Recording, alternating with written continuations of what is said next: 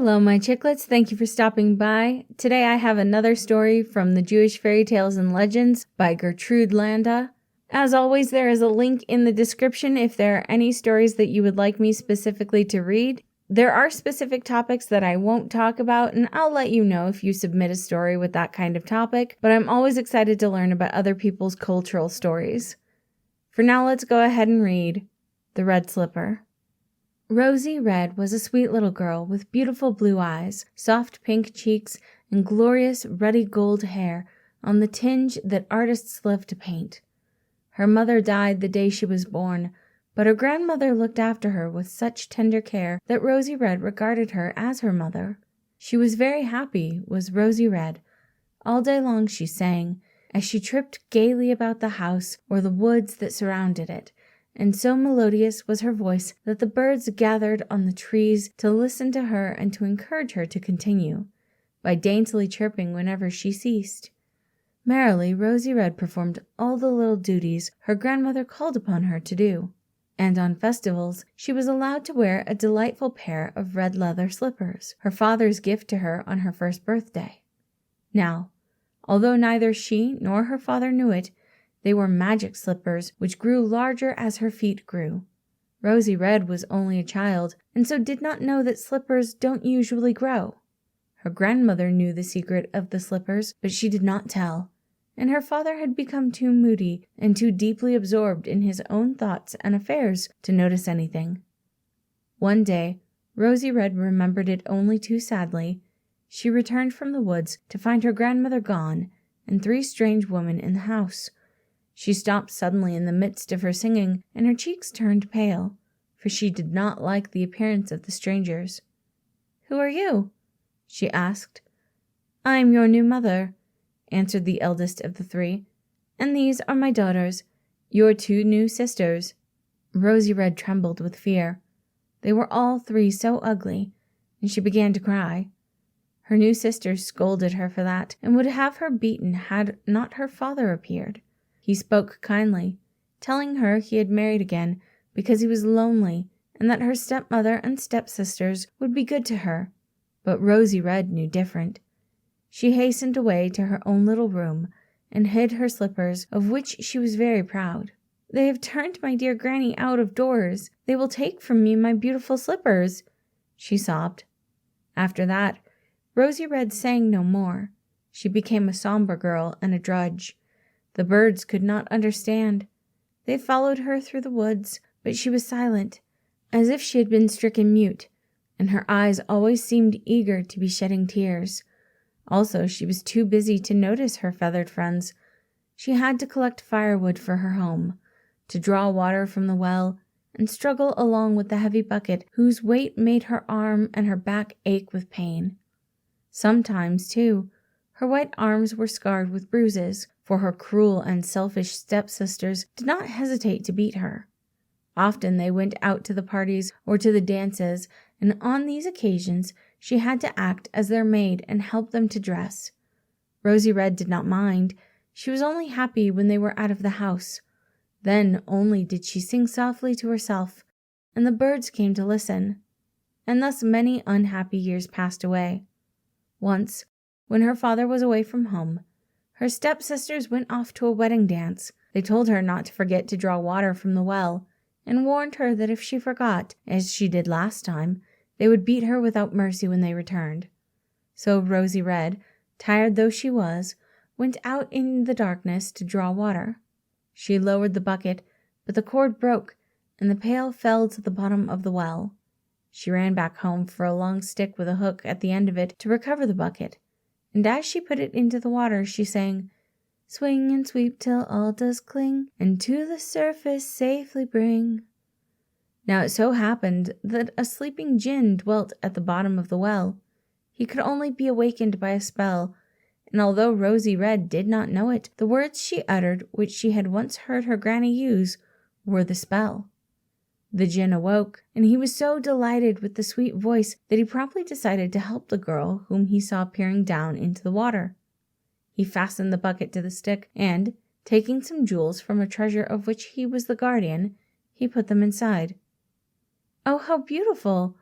cried Rosy Red when she saw the glittering gems. "They are ever so much nicer than those my sister put on to go to the ball." Then she sat thinking for a while, and a bright idea came into her head. "I will give these jewels to my sisters," she said. "Perhaps they will be kinder to me." She waited impatiently until the sisters returned from the dance and immediately told them. For a moment they were too dazed to speak when they saw the sparkling precious stones. Then they looked meaningly at one another and asked how she came by them. Rosie told them of the words she sang. "Ah, we thought so," said the sisters, to her horror. "The jewels are ours. We hid them in the well for safety. You have stolen them." In vain, Rosy Red protested. Her sisters would not listen. They beat her severely, told her to hurry off to bed, and then snatching the bucket, they hurried off to the well. They lowered the bucket and sang the words that Rosy Red had sung. At least, they thought they sang, but their voices were harsh. The sleeping djinn awoke again, but he did not like the croaking sound the sisters made. He laughed. "I will teach you to disturb my sleep with hideous noises, and shall punish such pranks played on me. Here are some more croakers." He filled the bucket with slimy toads and frogs. The sisters were so enraged that they ran back home and dragged poor Rosy Red from her bed. "You cat, you thief!" screamed one. "You cheat!" exclaimed the other. "Off you go! Not another day can you remain in this house." Rosy Red was too much taken by surprise to say anything. It was an outrage to turn her out of her father's house while he was away on a journey, but the thought came to her that she could hardly be less happy living alone in the woods. She had only time to snatch her pretty red slippers, and as soon as she was out of sight of the house, she put them on. It made her feel less miserable. The sun was now rising, and when its rays shone on her, she began to sing. With her old friends, the birds, twittering all about her, she felt quite happy. On and on she walked, much further into the woods than ever before. When she grew tired, there was always a pleasant shady nook where she could rest. When she became hungry, there were fruit trees in the abundance. And when she was thirsty, she always came to a spring of clear, fresh water. The magic slippers guided her. All day long she wandered, and when toward evening she noticed her slippers were muddy, she took them off to clean. And then darkness fell. It began to rain, and she grew frightened. She crouched under a tree until she noticed a light some short distance away. She got up and walked towards it. When quite close, she saw that the light came from a cave dwelling. An old woman came out to meet her. It was her grandmother, but so many years had passed that Rosy Red did not recognize her. Granny, however, at once knew her. "Come in, my child, and take shelter from the rain," she said kindly, and Rosy Red was only too glad to accept the invitation. The inside of the cave was quite cozy, and Rosy Red, who was almost completely exhausted, quickly fell asleep. She awoke with a start. "My pretty red slippers!" she cried. "Where are they?" She put her hand in the pocket of her tattered dress, but could only find one. "I must have lost the other," she sobbed. "I must go out and look for it." "No, no," said the granny. "You cannot do that. A storm is raging." Rosy Red peered out through the door of the cave and drew back in fear as she saw the lightning flash and heard the thunder rolling. She sobbed herself to sleep again, and this time was awakened by voices. She feared it might be her sisters, who had discovered her hiding place and had come to drag her forcibly back home again. So she crept into a corner of the cave and listened intently. A man was speaking. "Know you to whom this red slipper belongs?" he was asking. "I found it in the woods." Rosy Red was on the point of rushing out to regain her lost slipper when her granny's voice, very loud on purpose that she should hear, restrained her. "No, no, I know not," she repeated again and again, and at length the man departed. Granny came back into the cave and said, "I am sorry, Rosy Red, but for aught I knew, he might be a messenger from your cruel sisters, and of course I cannot let anyone take you back to them." The next day the man called again, this time with several attendants. Again Rosy Red concealed herself. "I am a chieftain's son, and wealthy," said the man. "I must find the wearer of this shoe." Only a graceful and beautiful girl can wear such a dainty slipper." Rosy Red did not know whether to be more frightened or pleased when her granny told her the man was very handsome and of noble bearing. Day after day he came, each time with more retainers, and finally he arrived mounted on a richly caparisoned camel with 101 followers, all mounted as he was. "The girl I seek is here," he said. "Deny it no longer. My servants have scoured the woods and the whole neighborhood. One is prepared to swear he heard a young girl singing yesterday." Rosy Red saw the concealment was no longer possible. She liked the man's voice, and she stepped out bravely, wearing her one slipper. The stranger, bowing low before her, held out the other, and Rosy Red took it and put it on. It fit perfectly.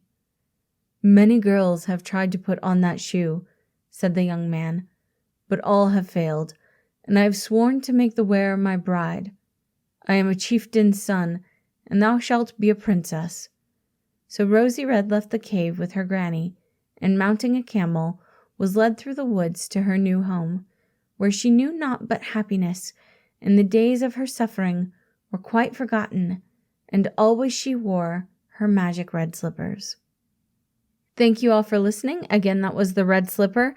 This one gives me very Cinderella vibes. Like, I was thinking that at the very beginning of the story with the stepsisters constantly going to balls, and I just think it's really cool to see another take on that type of story.